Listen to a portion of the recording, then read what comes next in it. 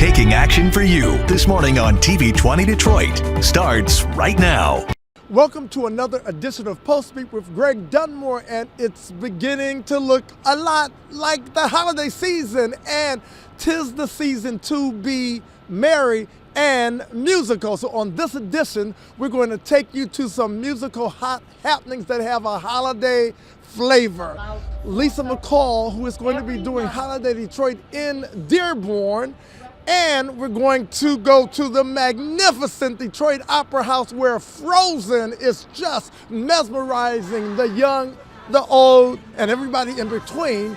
And we're also going to visit the Marvelettes doing what they do musically, and a few other special surprises that make Detroit a hot and happening city. Stay tuned.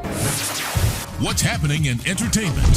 From Tinseltown to the Big Apple, this is your weekly entertainment magazine with Greg Dunmore of PulseBeat.tv. Pulse of a new generation, PulseBeat.tv. The holiday season is about giving, and there's no organization that gives back more than Build Institute. We had an opportunity to talk to its president, Regina and Campbell, and she's warming the hearts of a lot of entrepreneurs in the city of Detroit and beyond. When I talk in terms of the small business that becomes an empire, certainly Barry Gordy and the record industry, small business that became an empire. Honey Baked Ham started in Detroit, and it is now all over the world. I talked to a friend in Tokyo who said that I'm en route to purchase a honey baked ham in Japan. So when we think of Build Institute, it's also homegrown out of Detroit. And there are people watching this program all over the world, and Build Institute now is becoming a template that is being modeled in other cities. So let us know your growth pattern as Build Institute Detroit, starting in Detroit, to what other communities outside of Detroit? So we are in Fort Wayne, Indiana, for folks who do not know that. City of Fort Wayne, Indiana, working with an organization there. So there's Build alumni there doing very successful. Bradenton, Florida as well. And now we are currently in the process of having to build cities in Traverse City. And it's everything to do with the foundational structure that Build has. It's all the fundamentals for people to be successful, to be able to access capital and what they need to start their business. And so people are coming to us and saying, we want that. We know there's small businesses, whether rural, urban, or suburban. We can help people launch with a very strong foundation towards success. Yes. Now, this might date me, but when I think of small businesses, the term that just pops in my brain would be mom and pop businesses. Is that a term that is outdated, or does that still have relevancy in 2023? We still say the mom and pop shops. Many people say the mom and pop shops. Mom and pop shops are the local. You know, that's how we always thought about it, and that's how we still say it, right? You can't outsource local. It's something valuable about going into communities and going to these very special places that people started, individuals in the community started because they saw a need and they wanted to fill it, and people love it. So no, it's definitely not outdated, and I can't anticipate that it will be. Growing up, there was a time when I started seeing commercial corridors boarded up.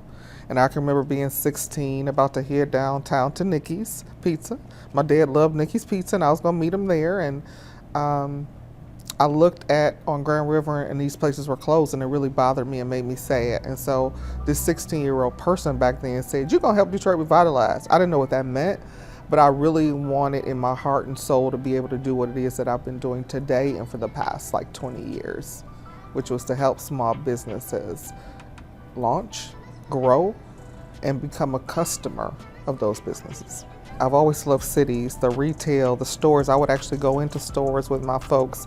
I would love going into the malls, different places where you saw those local unique items, right? Like those t-shirts. I actually worked in a retail store as a 16-year-old. And so small businesses are what we need to be happy and joyful. We're like an academy. The founder, April Jones Boyd, was very intentional on naming an institute. That's where we learn. We learn the things to whether we're starting our business to be successful or we're working for someone. So we provide people with national standard education. But a part of that also that I know as a professional and as a business owner myself is you need a team of people around you, right? You need that advisor. So we had this build bench, we call them, of subject matter experts who help people start their business, but also for these existing small businesses, they need some time to talk to somebody about accounting. They may be in the food space, so they need to talk to somebody in the food industry. And so that talent piece is something that we provide. So we have what we call our capital ladder, a rung where people can start, with their idea, and there's a grant. And then we have Kiva, which Build Institute was the first place it was launched in the country. So we're one of the largest hubs. And then we also have an alumni loan fund. So we're always looking to provide that support that businesses have said they need over the years. And then finally, our space, the space that we're in now. Build alumni have actually what we call a headquarters, a place that they can call their own, and community can come in and enjoy it. So what would you say to that person to encourage them to know that dreams do become realities, especially for people that have dreams of a small business? Start with us. Start with Build. Because many of the businesses that have launched in brick and mortar, whether home-based or e-commerce, they literally started with Build. We have a team of folks who can help guide them on the next steps. And if we don't have what they need, they'll walk away being to get connected to a partner to bring it forward. But you gotta do it. You gotta come out and say it and ask for support. And Detroit's ecosystem has a lot here to support people with their dream. PulseBeat. If you like what we're doing, please tell a friend, or if you want to see what we've done again, go to PulseBeatGlobal.com. That's PulseBeatGlobal.com. You can also go to our PulseBeat TV YouTube channel and you can revisit what we're doing. And once again, you can tell everybody that we're doing something that is so exciting that they wouldn't want to miss it. Remember PulseBeatGlobal.com or the YouTube channel PulseBeat TV. Thanks for telling the world about us. PulseBeat. And it's the season to be merry and musical. So we're going to do something that Detroit is known for all over the world. It's musical scene with a holiday spin. First, we're going to visit Lisa McCall, who is doing a wonderful show, Holiday Detroit, which will take place at the Detroit Institute of Arts when she's doing her 25th year of doing wonderful things in the arts in a show called Holiday Detroit.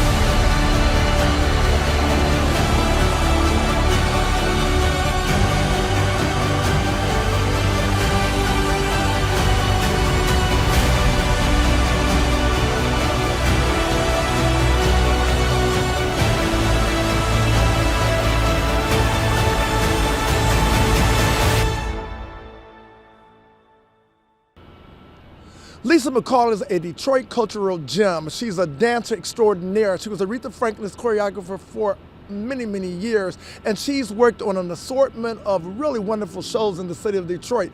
She is now doing Holiday Detroit, which is 25 years of experiences that she is a institution now in Detroit, not to be missed. PulseBeat. we've got a holiday treat. Detroit's very own R&B legendary singer Gwen, Foxx, and Ronnie and McNeir with a very special Christmas treat.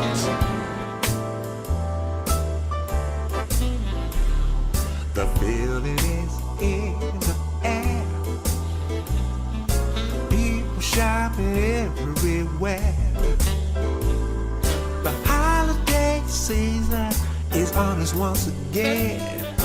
Christmas Eve is around the corner. Good times with friends. I hear you, baby. I hear you loud and clear. But what would Christmas mean without my family here with me? I love to see our babies with Yuletide in their eyes. But nothing in this world is better than you and I. Christmas just won't be Christmas, no, without your family at your side. No. The Christmas tree won't be nothing to see without someone you love in your life. Merry Christmas, baby. Hey, I really love the season of the year. Bringing happiness and joy, celebrating love with one so dear. There ain't no other way to bring in the Christmas cheer. The building's in the air, yeah. The Santa's bringing toys everywhere. The holiday season is upon us once again. But it really won't be nothing if my baby won't be there. Christmas, oh big Christmas. If your family's not at your side, the mistletoe won't mean nothing no more. Without love in your life. Christmas won't be Christmas without your family in your life. Christmas won't be Christmas without love in your life. Christmas just won't be Christmas without your family at your side. The mistletoe won't mean nothing no more Nothing no more. without love in your life. Love in your life. Hey baby, Baby, my lady, my baby. oh, I love your smile.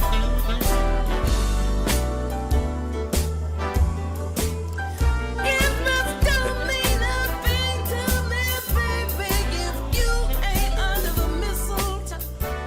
You and me, baby.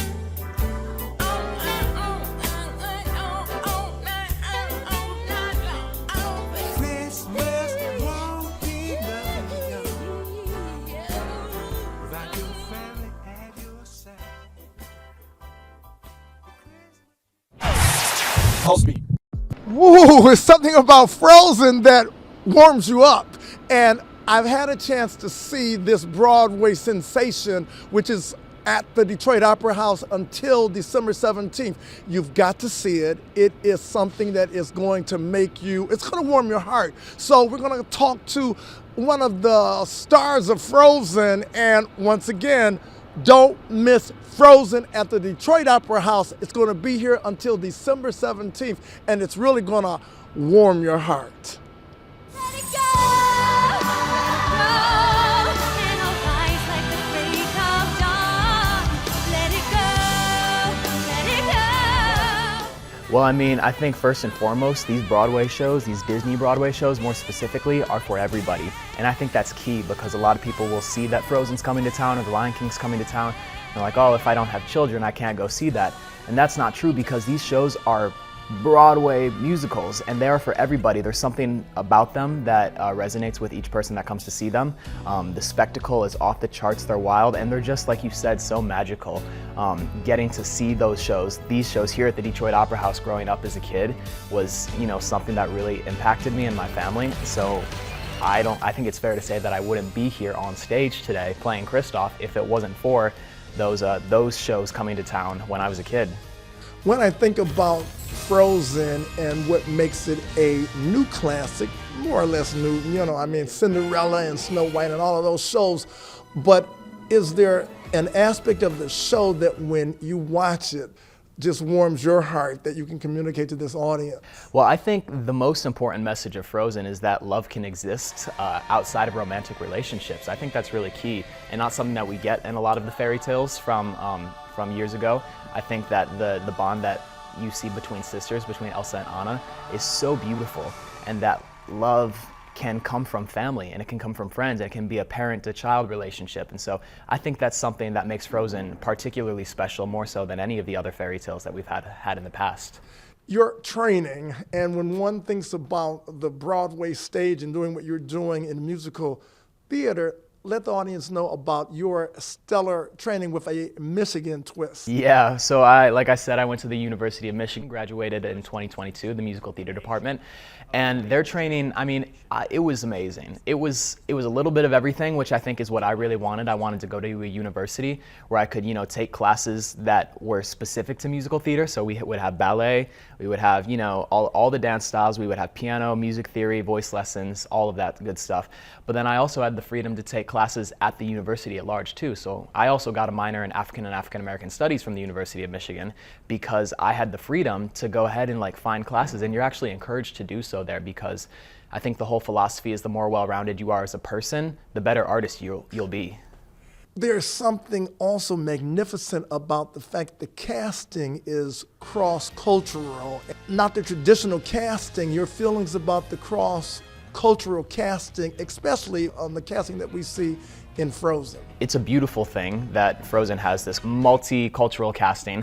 I always tell people I obviously don't look like the Kristoff from the movie, but I don't think that's a problem because these stories are universal. And I think it's even more beautiful because this show is being seen by millions of people all over the world, and to have people from different backgrounds be able to come to the theater and see themselves represented on stage, that can really start something for them, and they can go on and become the next big performer, all because they were able to see themselves represented in the show that they went and saw as an 8-year-old. The Detroit Opera House, I know you are on tour and you're going to be performing in some wonderful performance venues, but let's brag about the Detroit Opera House and what makes this venue world class. It's amazing. I'm a little biased because I am from Saline, Michigan, so this is the theater that I grew up coming to see everything at. And it's wonderful. It's in the heart of downtown Detroit. Woodward's right there. You got Comerica Park right across the street. So you come into the theater at night just feeling the Detroit spirit alive and well, especially over with the holidays with Campus Martius all lit up. It's just beautiful, and it's a beautiful time of year to be here. I think community is a big thing, and that's why I love theater so much, is that it brings people together, whether it's an audience together or a cast or a crew together or an orchestra together. I think community is just something very, very special that I think I took for granted until the pandemic a couple of years ago, when we suddenly had that loss of community and we couldn't gather in places. So I think especially around the holiday season, I encourage everyone to get together with the people that you love in your life. Let them know that you love them, and just take advantage of the times like this where we all get to be together in the same room, celebrating something.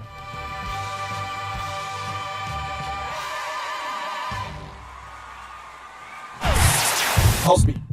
Hi, we're the Marvelettes Legacy, and you're watching PULSEBEATTV with Greg Dunmore. Happy holidays! As we said at the beginning of this show, 'tis the season to be merry and musical and also marvelous. The Marvelettes were one of the iconic Motown groups, and their legacy lives on strong still. They're going to be performing in Dearborn at the Henry Ford Performing Arts Center December 16th. We had a chance to sit down and talk to the Marvelettes and the legacy that lives on and shines ever so bright. The Marvelettes were an American girl group formed in Inkster, Michigan, in the early 1960s. The original members of the group were Gladys Horton, Katherine Anderson, Georgiana Tillman, Juanita Cowart, and Georgia Dobbins. Gladys Horton, born on May 30, 1945, in Gainesville, Florida, was one of the key members of the Marvelettes. She moved to Inkster, Michigan, at a young age, where she grew up and developed her passion for singing. Gladys came from a supportive family that recognized her talent and encouraged her to pursue her dreams. Catherine Anderson. Catherine Anderson, born on February 27, 1944, in Ann Arbor, Michigan, was another talented member of the Marvelettes. Not much is known about her early life and childhood, but it is evident that her musical abilities and love for singing led her to join the group. Georgiana Tillman. Georgiana Tillman, born on February 20, 1943, in Inkster, Michigan, was an integral part of the Marvelettes. She grew up in Inkster and was drawn to music from a young age. Georgiana's soulful voice and stage presence added depth to the group's performances. Juanita Coward was born on December 30, 1943, in Inkster, Michigan. She was also a member of the Marvelettes. She shared her musical talents and harmonizing skills as part of the group's dynamic vocal arrangements. Juanita's contributions added richness to their sound. Georgia Dobbins. Georgia Dobbins, born on February 12, 1944, in Inkster, Michigan, was one of the founding members of the Marvelettes. She played a crucial role in the group's formation and early success. Georgia was responsible for co-writing their debut single, Please Mr. Postman, which became their breakout hit.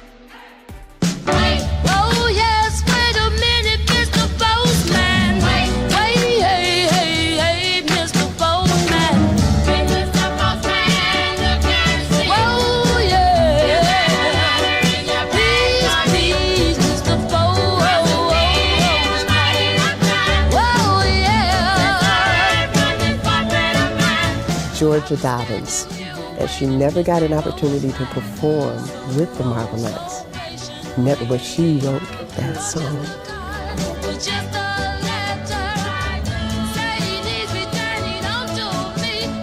I got this call from my sister Dolores. She said, "Jackie." I said, "Yes." She said, "What do you think about becoming a part of the Marvelettes?" And I said, "The Marvelettes?" I said, "Really?" I said, "I love the Marvelettes." Yes. Yes, yes, yes, yes, yes, yes.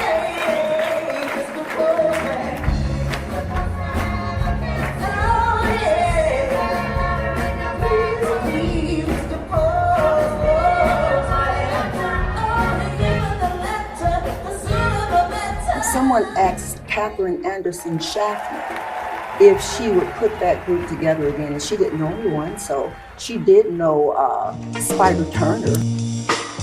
When the night has come, oh yeah, and the land is dark, and the moon is the only light we'll see. And I was one of the ones that he asked to be a part of the group.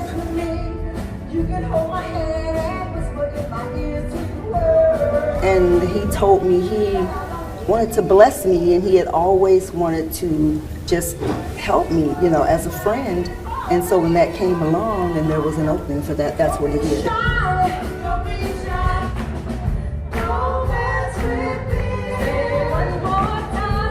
At month of April 2017, I was talking to Dolores. She told me that she was a member of the group. "Would you like to audition?" I said, "Well, I guess, yeah." And at the time, I'm playing it cool, like, yeah. And then inside, I'm like, oh my God, right? And so I went and I auditioned, and Spider Turner was like, "Yeah, let's put her in a group."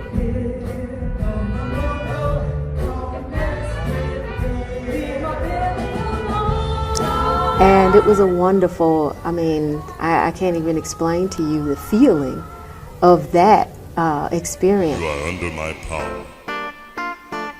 It is the power of love.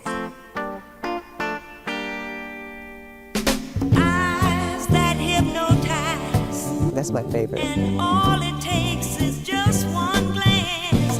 My baby must be a musician. My baby must be a magician, 'cause he sure got the magic touch. I like I'll Keep On Holding On. I'll keep on holding on. Oh, yes, I will. I'll keep on holding on. Of favorite song amongst the ones that we perform, but I would say very hard to do. It probably The Hunter gets captured by the game. I'm like,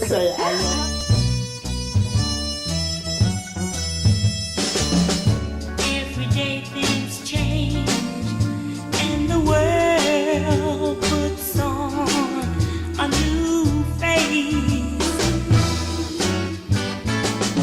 Certain things we arrange and this old world seems like a new place.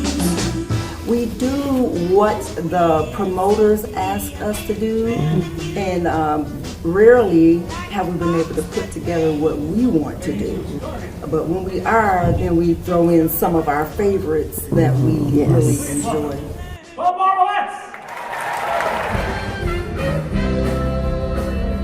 Listen, my mother once told me something, and every word is true. She said, don't waste your time on a... Now this show is the 16th. It's the 63rd anniversary of Motown. It is at the Dearborn Center of Performing Arts, and it has the Motortown All-Stars, Shades of Blue, Parham, Saturday, December 16th, 7:30, at the Dearborn Ford Community and Performing Arts Center.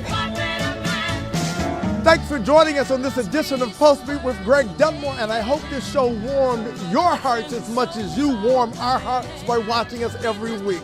Until the next go round, remember, we love you.